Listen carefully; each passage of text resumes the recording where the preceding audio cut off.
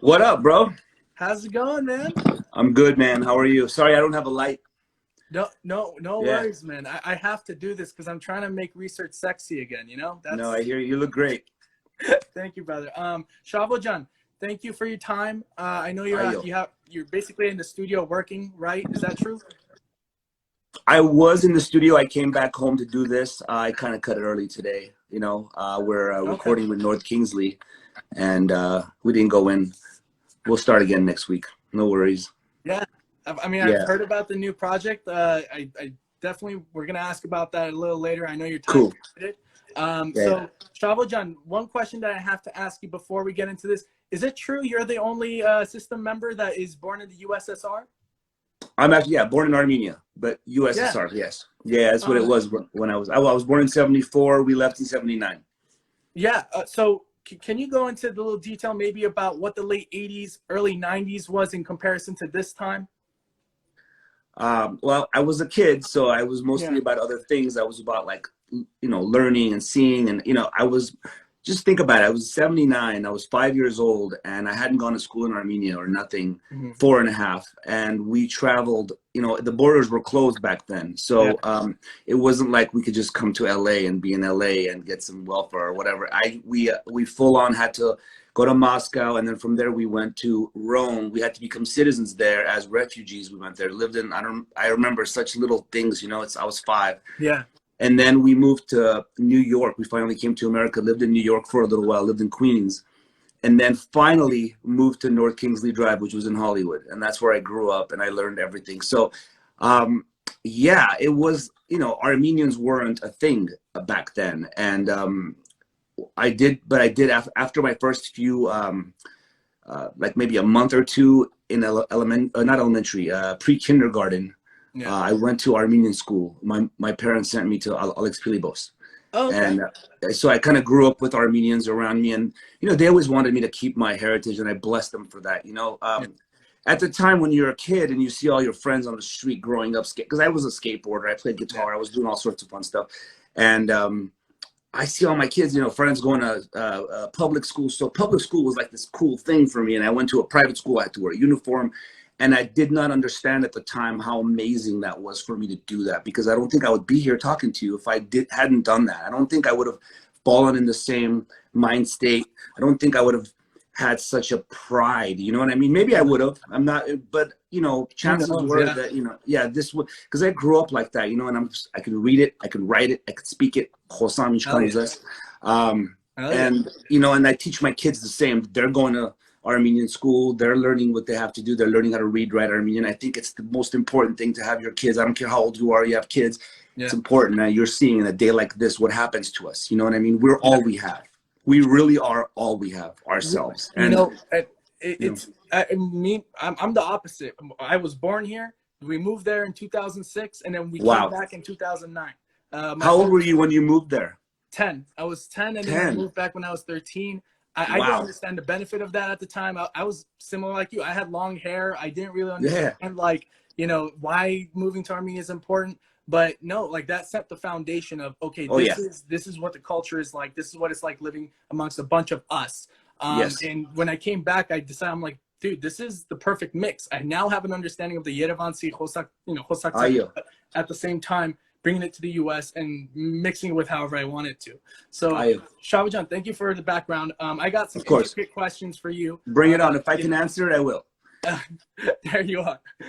Okay, so the first question I have for you is, Ara mentioned that you're one of the masterminds behind the initiation of this project. What was the process like plotting the project right, creating it, post-production duties, and after that, clearing it ready in just 48 hours in a fast-paced, emotional time? How did you get this idea started? We're talking about the video, correct? The Protect the Land music video. Okay, well, it also, so we had 2 songs. I usually executive produce all videos that we do. I started that after the first album. After Spiders, we did Spiders. After that, everything from Chop Suey and on. I kind of either directed or I executive produced it, make sure it's our vibe, everyone in the band has a certain thing they do that makes us us, and that's something I try to, with the advice of everybody else, of course, you know what I mean? I always go to my guys, but I kind of know how it's going to be, and everyone trusts me for that. So When the time came to do the songs, I mean, remember how fast everything was done. It wasn't just a video. It was also the idea of even coming together was out of this world. You know, I didn't know like you didn't know. You know, I only knew 2 weeks before you found out, you know. So that was crazy. And then right when we did it, and then I spoke to management, I said, dude, we need videos now. Okay, Shavo, what's going on? And then we kind of split it. I took the reign of Genocidal Humanoidz, and then George and Serge were talking to Aura, I think, about Protect the Land. And there was a few other ideas that came around prior to what we did. And I don't think all the band members were completely into that idea. So I just said, you know what, guys, let's do this. And all of a sudden, it just started flowing. It was just this, you know, I was like, let's just do it simple and show our people through us. So I had done the same little bit of production for Toxicity, where I projected what I wanted to express onto our bodies, where I did like the, you know, Toxicity was about Hollywood and LA and the toxic city. And, you know, I had prostitution and homelessness and all the negativity of LA that we grew up seeing on, you know, projected on our bodies. So I was like, why don't just show our faces, see what we're feeling by just looking at us without us lip syncing, nothing, and project that all onto us. And then let's show it through our faces. That was the idea. Then Aura took it, and then we got the DP, and we got Laura, and we got, you know, and then the band started talking, and Aura said, you know, his little brother was in Armenia. That was perfect. So we started, I was like, dude, let's get footage. I didn't want it just to be stock footage, you know, but we were going to use some stock footage, you know, some news footage, stuff like that. But it just became this huge, grand, cool thing where we had people there, and the unity that happened, you know, I mean, I can't really like put a thing on that, you know, a feeling, an emotion. It was just awesome to feel and do.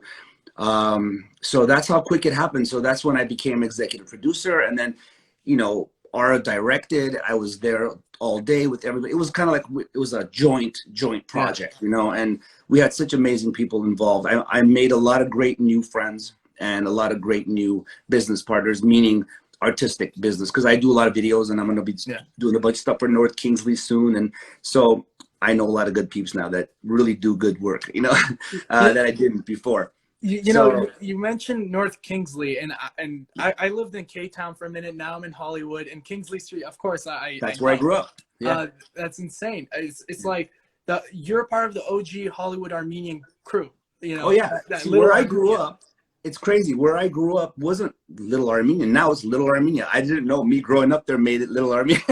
You know, like that was my block. You know where Shakey's Pizza is on Sunset and Kingsley? That was my street. I played Superman, like Mario Brothers there for the first time. I used to skateboard the parking lot. Like there was so much history. That corner, let me tell you a fun little story. That corner had like this little motel, and then there was this like strip joint, and then like a supermarket that was owned by Armenians. So a Motley Crue did their video there, and I had no clue. I was there with my mom. I was like 14, and I got to meet Motley Crue. They're like right there on that corner. That corner was so much, saw so much. They were doing the girls video. And I just happened to be 14 and there at that time. And so I met them. They like let me hear the song, watch a video get filmed. So that's what I mean. That street, so much happened over there, you know? So you guys, I mean, System of a Down itself, I mean, you guys are so Hollywood, but like not Hollywood, growing up Hollywood. That's what it feels a lot like. Darren grew up in Hollywood. I think Serge lived up there a bunch, or down there, I should say. Yeah, so that is part of us, you know, that's a big part of our history. It seems like you guys are always motivated by what's around you, and you know, 15 years after your latest creation, you guys get back, and it's literally inspired by what's going on around you guys. What was the? I mean, you said let's get up there and get something going. What was the exact moment that you sparked the interest? You're like, it has to be done. To start the project of coming back, it was actually John, our drummer.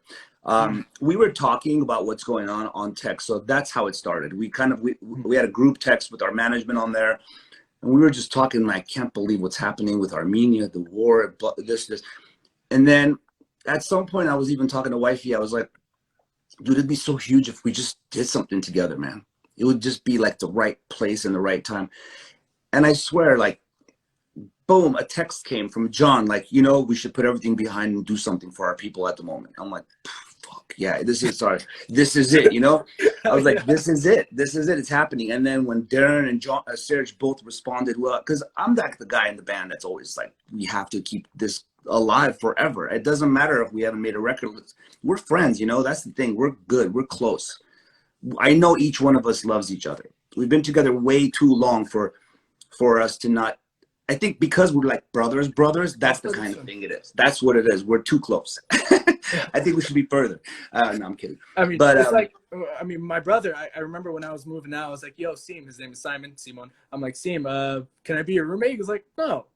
And I'm like, what? He was like, we're going to be too close. I'm like, that is true. It's true, dude. And when you tour and when you make albums, and it's just like a marriage, you know, and it's the marriage that sometimes people are, you know, it is what it is, man.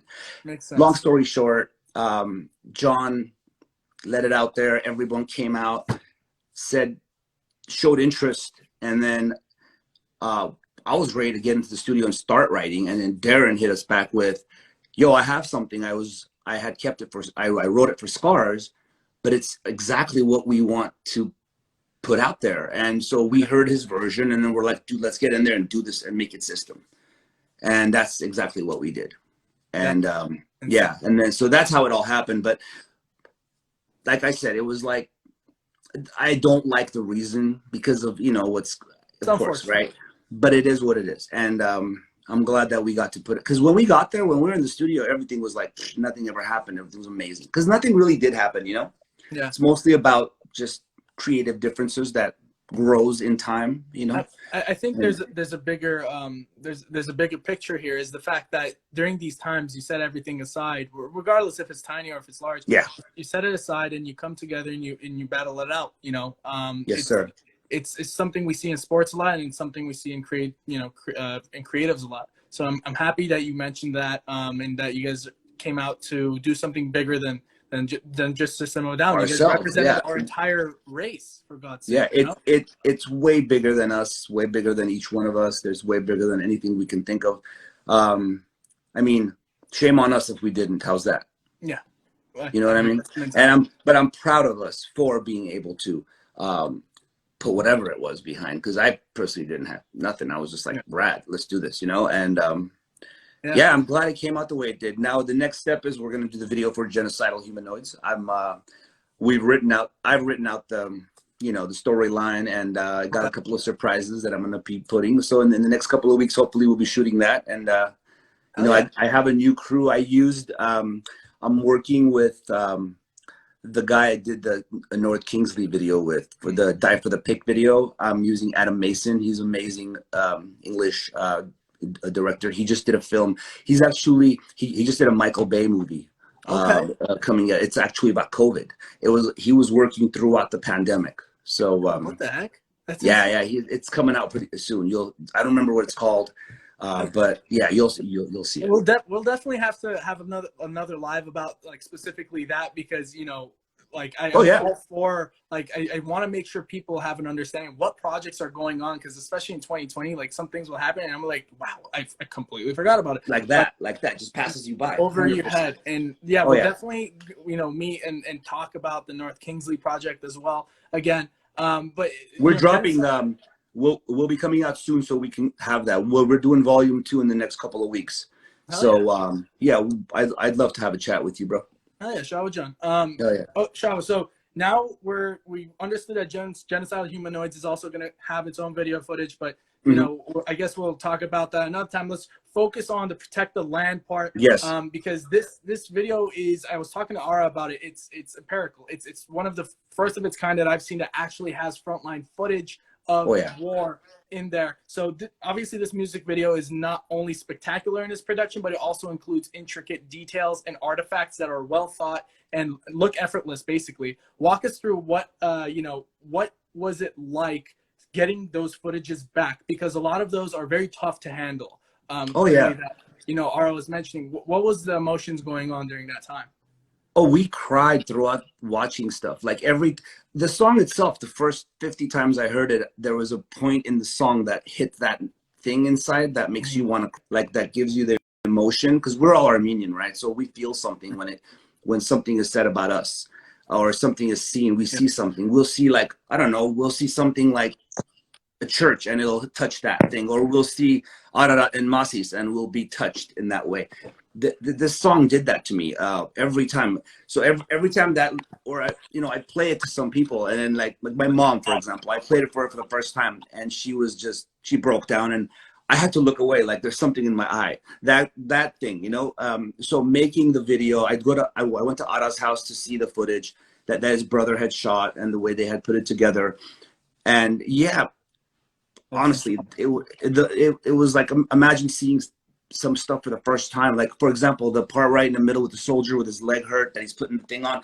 That kid's real. Like that dude got hurt, came home, healed, and was ready to go back with a bum leg. I mean, that shows Armenian, period. That's just it. Like, since resilient, MFs, that I'm going to show that in Genocidal Humanoidz. That's what I'm going to show, our resilience and our unity. That's why there's something I want to talk about. I want to bring us back together, man, because before last week's, what we heard, I feel like we were so united, and then now there's just like division, like we're in America and someone's Biden and someone's Trump, and I don't like that.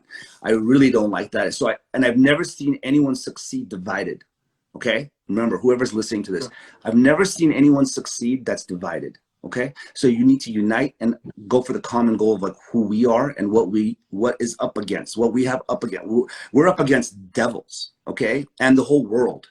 Yeah, there's no way we're gonna be able to survive and get through this if we're divided like this. So get your shit straight, and like, let's get this. Let's all agree to one thing: is build and get our shit back. That's what the next step. There's nothing else. We're not going to go back. They're not going to rip up nothing right now. That's not happening. They're moving in.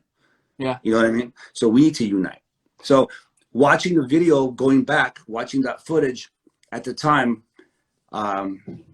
it was sad, but triumphant a little bit, So that news really kind of broke us a little bit, the recent news. So I just wanted to talk about that a little bit, and like, try to bring us back. I don't know what I can say or do, because I'm on the fence. When we're thousands of miles away and we're seeing our country go through what it's going through, you don't know at this point who to believe. You don't know who was saying what, why they were saying it, and it's a shame that we're in that zone right now, that we're in that place. But it takes us to again unite and just say, let's find a common ground and move, because we don't have a lot of time. Yeah. I mean, you know what I mean? Shavo Odadjian, I don't know if you knew this, but I used to be a part of the Armenian national basketball team. And one of the things that we had was division, and we had issues. But in the time that I was playing for the national team, it was the same year that we had the 4-day war. And a very important game came up, and we were playing against Georgia. And we all had our own issues, and it happens, again, creative issues. But we all came around and we said, whatever happens, we're not losing to Georgia. I don't care if we're 12th place in this 20-team tournament. We come together and we beat Georgia, and we end up beating Georgia, which Georgia was supposed to be a top 8 team out of tougher, I'm sure, teams. So just setting that aside, setting the bullshit aside, and being able to unite during a time when it matters most is what we need to prepare starting now. Because the time is ticking now for that next. Bro, we're already behind. We're behind because we let us get divided. We're behind. So let's jump ahead. You know what I mean, bro? Look, man, we've been through worse. We've been through wherever we're at. We've been through worse. Our people, my great grandparents were through worse. So we can get through this quicker. So it doesn't get worse than it was. You know what I'm saying? Yes. Because if we let the door open, they'll get in and it'll get worse, and we cannot let that happen. I mean, I know I'm only speaking to 300 people at the moment, but I wish I could be speaking to 300 million people at the moment, or 3 million in Armenia at least, and telling them, yo. Once this is posted, more people are gonna definitely see it. Because if I gotta pay big bucks, I'll make sure 1 million people see it. Hey man, I'm gonna advertise this myself. But just saying that. We need to. Anyways, I don't want to reiterate the same thing over and over, but I just wanted to make that clear before we ended our interview that, Yeah. It's so important that we unite. I don't care what you're feeling. I know who you hate, what you don't like. Let's make sure we get together somehow, find a common ground. And I'm talking to them also over there who are in charge. Whatever you need to do to make these people understand where you're coming from, do it now. Don't hold your ground and be an armo. Do it. Explain or get, you know what I mean? Like, let's make the moves. You know, no time to wait. My cousin once said, be a diplomatic gangster. Good. That's a great thing he said. Yeah. You know what I'm talking about? I loved it. That you need to be always diplomatic, but you need to be a little hard about it too. That's what that is. You know what I mean? You need to make a choice and move. There's no this isn't a teeter-totter game. We don't have time. You know, we don't have time. We don't. And you know, and given that, I definitely want to respect your time, Shavo Odadjian. We have one more question that I definitely want. Bring it. Put on. I'm all good. The agreement has been made by the Armenian government, right? We're all moving forward with our lives, and most can agree that we're going to invest in everything Armenian, that concept of everything Armenian. What are some projects you're working on right now that may inspire others? That's a question. I'm not sure. I didn't understand. Like, I'm working on what I'm doing with system, but also, I mean, I have the brand, I have the other band I'm working on, but I don't know how that would be cohesive to it. But you know, everything, my heart and soul is that, you know, it should inspire. What I've done, what I'm about to do with Genocidal Humanoidz, just what I'm saying, you know, I'm willing to get out there every day and say what I'm saying. I'm not a politician. I don't have the answers. I don't know what the answer is, but we need to find it fast. I'm just here to say that that's my observation. If we don't, we're going to lose even harder than we lost. Yeah. You know what I'm saying? Yeah. So investing in Armenia, you said, yes, you need to. But, you know, I don't want to be let down by what happened. You know, people shouldn't be let down. You know, I know it broke everyone in half, in pieces. What half? You know, we're this much left, each one of us. We're all PTSD. I think every Armenian needs to get some kind of therapy because of what just went down. You know what I'm saying? That Tuesday was just ridiculous. I don't think anyone could relate to an Armenian person. Yeah. You know what I'm saying? Yeah. Having said that, let's not let that divide. Again, I'm saying the same thing. Let's not let that. We lost the battle. Let's not lose the war. We've heard that before. It really is a poignant fact at the moment. And it starts literally yesterday, you know? Yeah, it started yesterday.